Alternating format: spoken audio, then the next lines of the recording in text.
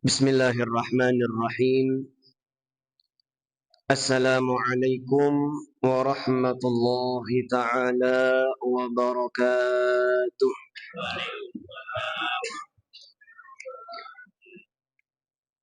Alhamdulillah ala ni'matil imani wal islam wa kafa bihi min ni'mah. Allahumma salli wa sallim wa barik wa karrim wa azim ala sayyidina wa maulana Muhammad al-imam li hadhihi al-ummah wa ala alihi wa sahbihi ajma'in. Amma ba'du, subhanaka la ilma lana illa ma 'allamtana innaka antal alimul hakim. Wala haula wala quwwata illa billahil aliyyil azim. Yang kami muliakan dan kami hormati segenap Dewan Pengurus Masjid Jami' Al-Muhsinin. Begitu juga untuk para tuan guru, para asatid, para hujjaj, para sesepuh, para tokoh masyarakat, kaum bapak, kaum ibu, jamaah salat subuh, yang semoga kita semuanya diberikan sehat afiat oleh Allah Subhanahu wa taala, panjang umur di dalam ketaatan kepada Allah Subhanahu wa taala, dan juga Allah berikan kemudahan di dalam berbagai macam urusan dunia dan urusan akhirat kita. Amin ya rabbal alamin. Memasuki daripada babak akhir bulan Ramadan.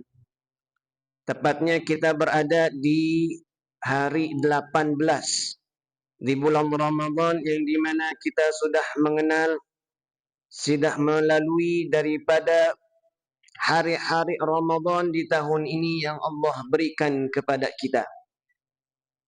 Yang semoga kita berharap kepada Allah Subhanahu wa taala rangkaian amal ibadah kita yang sudah kita kerjakan, baik puasa kita, qiyamul lail kita, tadarus kita, sedekah kita, dan apapun amal baik, amal soleh yang sudah kita kerjakan, diterima oleh Allah Subhanahu wa taala. Amin ya rabbal alamin. Allah Subhanahu wa taala mengatakan di dalam Al-Qur'an, Syahrul Ramadan alladzi unzila fihi al-Qur'an.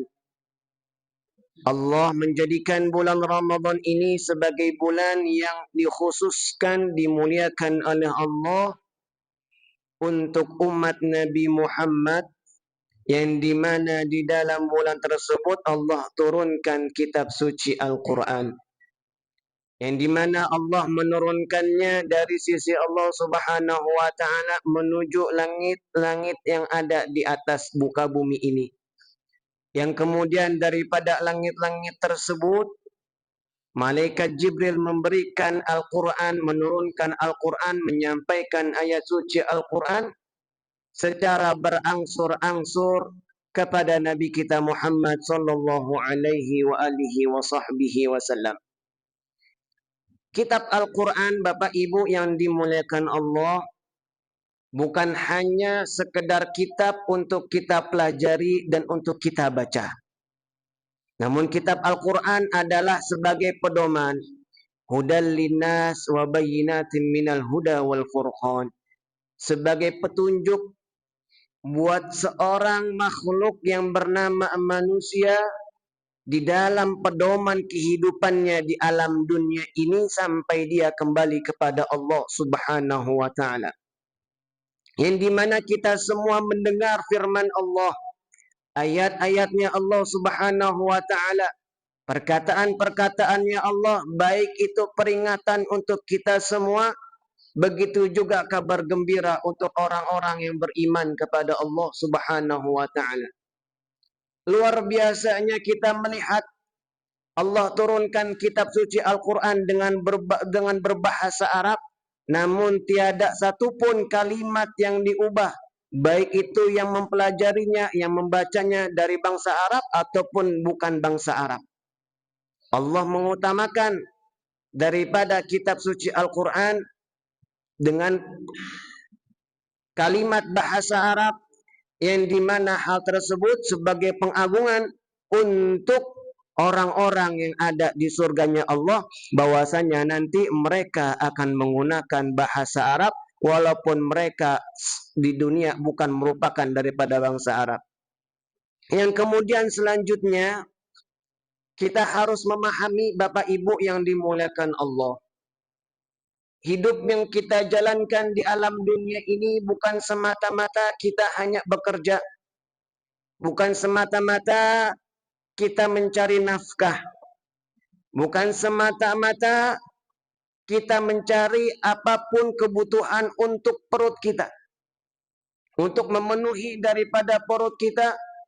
Namun Allah Subhanahu wa ta'ala menjadikan umat manusia di dalam penciptaannya memiliki akal, yang dimana dengan akal tersebut manusia akan mendapatkan derajat yang tinggi, bahkan dikatakan derajatnya akan melebihi daripada derajat para malaikat yang tidak pernah bermaksiat kepada Allah ketika manusia tersebut betul-betul memakai akalnya, betul-betul menggunakan akalnya dengan baik dan benar sesuai dengan anjuran, sesuai dengan jalur yang Rasul Shallallahu Alaihi Wasallam ajarkan untuk umat manusia.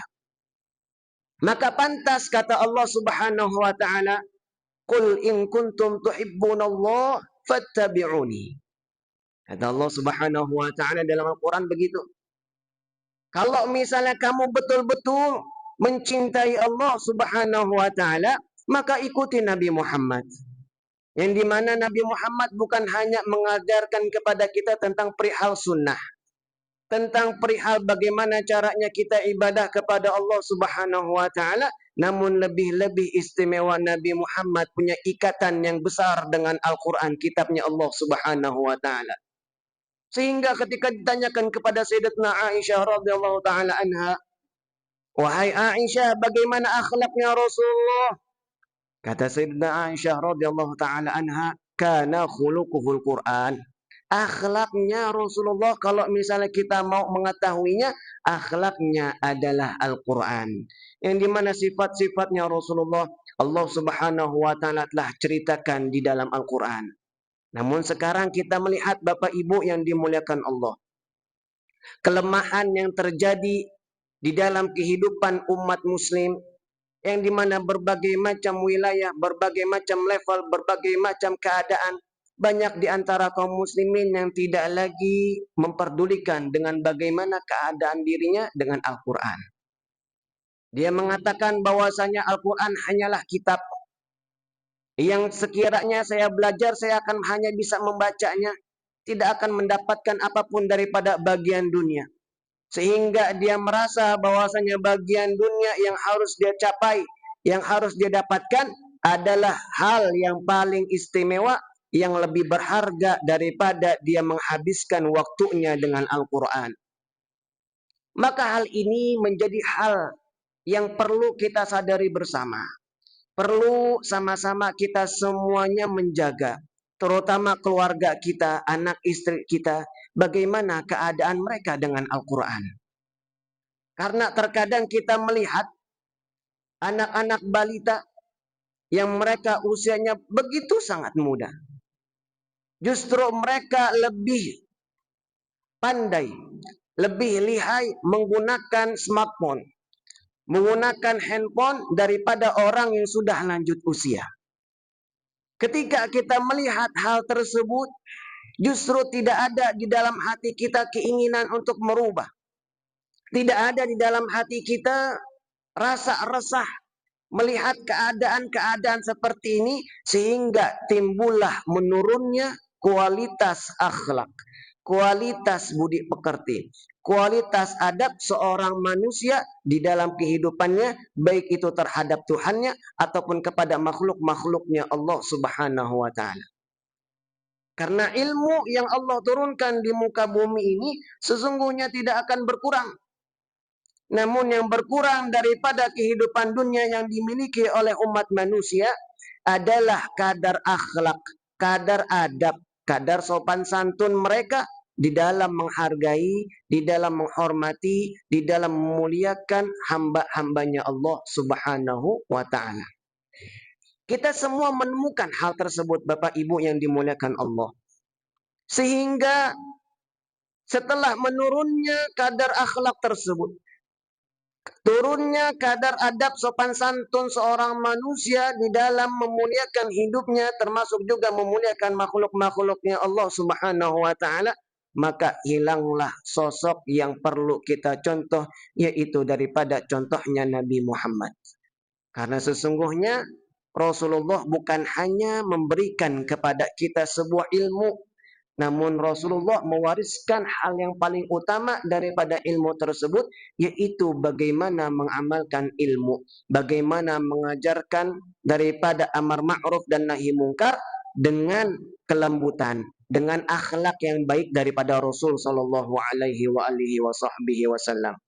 Sehingga ketika kita mempelajari Al-Quran, ketika kita membaca Al-Quran, kita akan merasakan betapa besarnya Allah Subhanahu wa Ta'ala di dalam menceritakan kisah-kisah orang terdahulu yang Allah sampaikan di dalam Al-Quran.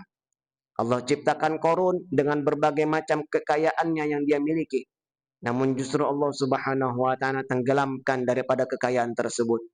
Allah ceritakan tentang bagaimana keadaan Nabi Allah Adam alaihissalam. Begitu juga para nabi-nabi yang lainnya yang Allah Subhanahu wa Ta'ala muliakan. Dan Allah katakan mereka adalah para nabi yang termasuk golongan salihin, golongan orang-orang yang betul-betul di dalam memiliki hubungan dengan Allah Subhanahu wa Ta'ala. Maka balasan yang Allah berikan kepada kita ketika kita mempelajari Al-Quran, ketika kita membaca Al-Quran, ketika kita memiliki hubungan dengan Al-Quran, yang kita semua sudah mengetahui, فَإِنَّهُ يَأْتِي يَوْمَ الْقِيَامَةِ شَفِيعًا لِأَهْلِهِ. Bahwasanya Al-Quran nanti akan datang kepada Allah Subhanahu wa Ta'ala sebagai bentuk saksi untuk orang-orang yang sudah membacanya, mempelajarinya di alam dunia, dan Al-Quran tersebut menjadi penolong orang tersebut di hadapan Allah Subhanahu wa Ta'ala. Ini di alam akhirat, Bapak Ibu. Apakah di alam dunia seorang manusia, seorang muslim, seorang yang beriman kepada Allah Subhanahu wa Ta'ala mendapatkan balasannya daripada balasan dunia? Maka dikatakan oleh Rasul sallallahu alaihi wasallam, man syaghalahul Quran. Siapa orang yang sibuknya dengan Al-Quran. Setelah sholat subuh, dia sibuk dengan membaca Al-Quran. Sebelum tidur, dia sibuk membaca Al-Quran. Setelah bangun tidur, dia sibuk dengan membaca Al-Quran. Waktunya dihabiskan untuk banyak membaca Al-Quran. Maka kata Nabi kita Muhammad sallallahu alaihi wasallam di dalam hadisnya, a'tahullah afdhala ma u'tiya sa'ilin. Orang tersebut akan diberikan oleh Allah Subhanahu wa Ta'ala sesuatu yang lebih afdol daripada orang yang meminta kepada Allah. Bapak Ibu bisa membayangkan, ketika kita minta satu permintaan kepada Allah Subhanahu wa Ta'ala, justru diberikan sama Allah 5 pemberian yang melebihi daripada permintaan kita kepada Allah. Betapa bangganya seseorang ketika mendapatkan hal tersebut. Begitu juga Allah Subhanahu wa Ta'ala memperlakukan orang-orang yang sibuk dengan Al-Quran. Dirinya dihabiskan untuk membaca Al-Quran, untuk mempelajari Al-Quran, sehingga Allah Subhanahu wa Ta'ala akan mencukupi daripada kebutuhan orang tersebut, baik di alam dunianya maupun di alam akhirat. Maka orang-orang yang punya keterikatan dengan Al-Quran, Bapak Ibu yang dimuliakan Allah, kita bisa melihat orang tersebut akan memiliki kadar emosional yang sangat rendah. Orang tersebut akan memiliki cahaya di dalam hatinya, sehingga untuk meluapkan amarahnya, meluapkan emosinya, tertahan dengan kadar Al-Quran yang ada di dalam dirinya, sebab dia membaca Al-Quran. Maka ulama-ulama kita, Bapak Ibu yang dimuliakan Allah, luar biasa, punya keterikatan dengan Al-Quran. Kita kenal Imam Syafi'i, yang dimana beliau setiap Ramadannya tidaklah menghabiskan waktunya kecuali setiap malamnya menghatamkan Al-Quran. Begitu juga banyak daripada kaum solihin yang dimana mereka diberikan keberkahan oleh Allah Subhanahu wa Ta'ala melalui waktunya. Setiap harinya ada yang merasakan daripada 8 kali hataman Al-Quran. Setiap harinya ada yang mendapatkan 4 kali hataman Al-Quran. Tidak dipungkiri dan bukan sesuatu yang mustahil. Ketika Allah memberikan keberkahan waktu kepada hambanya, maka Allah akan makmurkan waktu hamba tersebut untuk ibadah kepada Allah Subhanahu wa Ta'ala. Maka inilah nilai Al-Quran yang penting, yang perlu kita betul-betul jaga, baik itu untuk diri kita sendiri ataupun keluarga kita. Kalau kita betul-betul menginginkan ketenangan, kita betul-betul menginginkan daripada kebahagiaan di alam dunia, hendaknya kita memiliki hubungan dekat dengan Al-Quran. Kita perbaiki hubungan kita dengan Al-Quran, mumpung masih Ramadan. Maka ada pertanyaan, Ustaz, bagaimana caranya kalau misalnya saya nggak bisa baca Al-Quran, sedangkan usia saya sudah lanjut, ataupun kemampuan saya untuk belajar Al-Quran itu sudah melemah. Sedangkan bulan Ramadan ini saya tidak bisa melakukan apapun untuk membaca Al-Quran. Maka ulama, Bapak Ibu yang dimuliakan Allah, mengambil faedah daripada hadis tersebut. Kalau misalnya kita memang tidak memiliki kemampuan untuk membaca Al-Quran, maka hendaknya jangan sampai kita kehilangan ayat-ayat Al-Quran, surah Al-Quran yang kita hafal, termasuk daripada surah Al-Ikhlas. Karena enggak mungkin ada seorang muslim yang enggak hafal daripada surat Al-Ikhlas. Maka dipentingkan di umurnya dia, di dalam bulan Ramadan ataupun di luar Ramadan, paling tidak orang tersebut setiap harinya membaca daripada surah Al-Ikhlas, karena ingin mendapatkan salah satu faedah besar yang Nabi kita Muhammad SAW telah janjikan kepada kita, yaitu pemberiannya Allah yang Allah berikan kepada orang-orang yang meminta kepada Allah dan lebih afdal daripada pemberian tersebut. Luar biasa. Maka mumpung masih berada di dalam waktu-waktu Ramadan, ambillah waktu ini, Bapak Ibu yang dimuliakan Allah. Ambillah sisa waktu Ramadan, karena bisa jadi Ramadan ini adalah Ramadan terakhir untuk kita. Karena bisa jadi sholat tarawih tahun ini adalah sholat tarawih terakhir buat kita. Karena bisa jadi pertemuan ini adalah pertemuan terakhir untuk kita semuanya. Maka jadilah orang-orang yang bisa memanfaatkan waktu hari ini, waktu saat ini, untuk mendapatkan anugerah besar dari Allah Subhanahu wa Ta'ala. Dan yang terakhir, di bulan Ramadan ini Allah Subhanahu wa Ta'ala berikan berbagai macam pemberian-pemberian istimewa kepada umat manusia. Wabil khusus daripada umatnya Nabi besar Muhammad sallallahu alaihi wasallam. Yang dimana tidaklah seorang manusia daripada umatnya Rasulullah dia melakukan ibadah kepada Allah, melaksanakan amal soleh di bulan Ramadan, kecuali orang tersebut akan dilipat gandakan oleh Allah Subhanahu wa Ta'ala pahalanya. Bahkan dikatakan ulama, bukan hanya 70 lipat, bukan hanya 700 lipat, namun kelipatan yang tidak ada nilainya, karena luar biasanya kebaikan yang Allah turunkan di bulan Ramadan. Namun ternyata ada orang-orang yang dimana mereka tidak mau memuliakan Ramadan. Mereka tidak mau menghormati Ramadan. Mereka tidak mau menghargai Ramadan. Maka orang tersebut adalah orang yang perlu kita semua bersama memberikan kasih sayang kepada orang tersebut. Mengapa demikian? Karena diceritakan Bapak Ibu yang dimuliakan Allah, itu ulama-ulama kita menceritakan nanti di akhirat ada satu lelaki yang datang kepada Rasulullah dalam keadaan menjerit menangis. Ya Rasulullah, memanggil Nabi Muhammad untuk mendapatkan pertolongan daripada Rasulullah. Rasulullah di alam akhirat nanti bingung, Bapak Ibu yang dimuliakan Allah. Kenapa kok ada manusia yang datang kepadaku dalam keadaan menjerit? Dalam keadaan minta tolong yang luar biasa. memohon pertolongan kepada Rasulullah. Akhirnya Rasulullah meminta malaikatnya Allah untuk melihat kenapa kok ada lelaki tersebut meminta kepada Rasulullah dalam keadaan begitu gelisah, seakan-akan dalam bencana yang luar biasa. Maka ketika dilihat oleh malaikat bahwasanya seorang laki tersebut, ternyata orang laki tersebut ketika masuk di bulan Ramadan, dia tidak berpuasa kepada Allah Subhanahu wa taala. Dia tidak memuliakan Ramadan. Dia tidak mau menghormati Ramadan. Dia tidak mau menghargai Ramadan, sehingga Allah Subhanahu wa taala sama sekali tidak menginginkan untuk memberikan kepada orang tersebut ampunannya Allah Subhanahu wa taala yang benar-benar Allah Subhanahu wa taala telah siapkan di bulan Ramadan. Ketika Rasul sallallahu alaihi wasallam mendengar hal tersebut daripada malaikat, maka Nabi kita Muhammad mengangkat tangan, Bapak Ibu, untuk tidak bertanggung jawab terhadap seseorang yang tidak menginginkan daripada kemuliaan Ramadan, terhadap seseorang yang justru merendahkan Ramadan sebab dia tidak melaksanakan kewajiban dirinya kepada Allah Subhanahu wa taala. Nabi Muhammad saja angkat tangan, Bapak Ibu. Lantas siapa yang mau menolong kita di alam akhirat nanti? Karena cuma dua hal yang nanti akan kita jadikan landasan untuk kita mendapatkan pertolongan.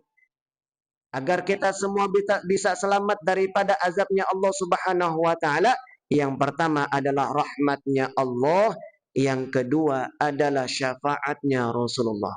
Amalan kita yang begitu banyaknya tidak akan mampu memberikan pertolongan kita. Amalan yang begitu banyak yang sudah kita kerjakan tidak akan mampu membawa kita ke surga. Karena satu-satunya yang bisa membawa kita ke surga adalah rahmatnya Allah Subhanahu wa taala. Maka mumpung masih ada di bulan Ramadan, ayo sama-sama kita semua muliakan Ramadan. Jaga betul-betul Ramadan kita. Waktu-waktu kita di bulan Ramadan jangan sampai kita habiskan untuk hal-hal yang tidak bermanfaat.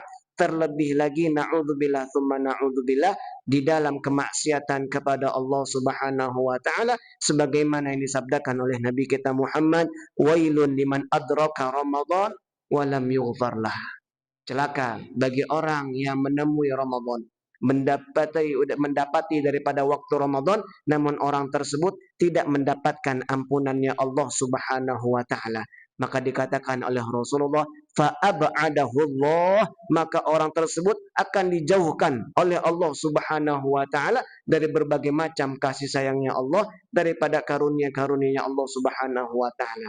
Dan ketahuilah Bapak Ibu yang dimuliakan Allah, musibah terbesar bukanlah bencana alam, bukanlah berbagai macam gempa bumi ataupun hal-hal lain tersebut, namun musibah yang paling besar bagi umat manusia adalah ketika mereka tidak diinginkan oleh Allah Subhanahu wa taala untuk taat, untuk sujud kepada Allah Subhanahu wa taala, sehingga Allah jauhkan orang tersebut daripada keinginan kebaikan dari Allah Subhanahu wa taala. Na'udzubillah tsumma na'udzubillah. Semoga Allah Subhanahu wa taala pelihara dan jaga kita semua, keluarga kita, anak istri kita, lingkungan kita daripada berbagai macam kerusakan, dan kita berharap kepada Allah Subhanahu wa taala semoga Allah berikan taufik hidayah untuk kita semua, keluarga kita, agar bisa memakmurkan waktu-waktu Ramadan, terlebih daripada akhir Ramadan yang dimana dikatakan ini adalah waktu yang luar biasa,